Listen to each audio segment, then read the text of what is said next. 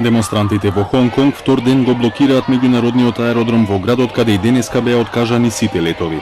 Лидерката на локалната влада Кери Лам ги обвини демонстрантите дека ризикуваат да ја поминат линијата по која нема да има враќање. Општеството во Хонг Конг стана небезбедно и нестабилно. Насилството без разлика кој го извршува или кој дозволува да се случи, го турка Хонг Конг на патот кој нема враќање.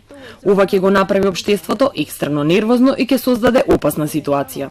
Обединетите нации изразија загриженост за се позачестените судири во Хонг Конг и ги повикаа властите и демонстрантите да ги решат проблемите преку диалог.